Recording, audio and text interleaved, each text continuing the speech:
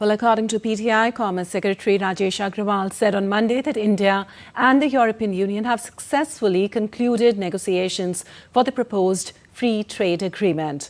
Well, with the finalization of a free trade agreement, India and the EU have signaled their intent to deepen economic ties in an uncertain geo-economic order. Now, why is this FTA important? How has the relationship between India and the EU evolved over the years? Jessica Taneja reports for more. Amid a fracturing global order, India and the EU are aligning their quests for strategic autonomy and resilience, a synergy that positions New Delhi as Europe's indispensable partner in Asia. Bharat और EU की 2 दशकों की strategic partnership natural है, organic है। इसके मूल में trust है, लोकतांत्रिक मूल्यों में साझा विश्वास है।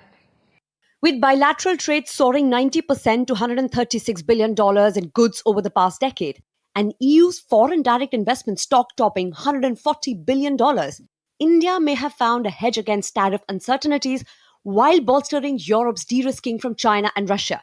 India's business landscape now features far more European companies than it did a few decades ago. One of the best examples of this partnership is the new Federation of European Businesses in India.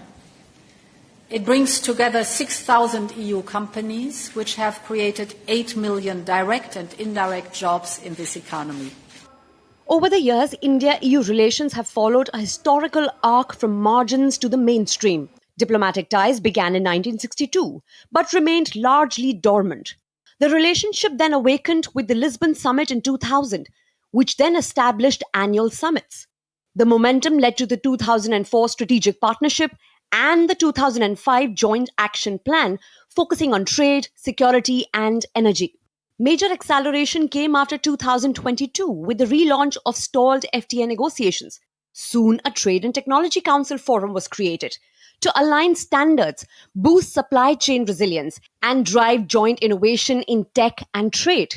Against the backdrop of geopolitical shifts, last year India and EU scripted a new 5-pillar agenda: peace, planet, prosperity, people, and partnership, which was aimed to prioritize action on semiconductors, green hydrogen, and artificial intelligence. They say converging imperatives drive autonomy in action. The EU's CHIP Act, with 43 billion euros in funding, subsidizes semiconductor production to counter global shortages. It mirrors India's PLI programs that offer manufacturers 4 to 6% of their incremental sales growth to boost production in strategic areas. Much like India's mineral-focused trade partnerships with Australia and even the UAE, EU's Critical Raw Materials Act expedites securing supply of lithium, rare earths, and cobalt for green technologies. For India, the European Union fills a reliability gap by providing stable markets for pharmaceuticals and textiles. Europe, meanwhile, gains a non-Western anchor, validating India's multipolar vision. The EU remains one of India's largest trading partners, accounting for about 17% of India's goods exports and a significant share of services trade. Industry estimates suggest that with tariffs phased out due to the FTA, exports to the EU could double over the next 3 years. This isn't just about economics. It's also about India asserting strategic heft and turning autonomy from slogan to substance in a world still navigating tariff wars and alliances. Jessica Taneja for DD India in New Delhi.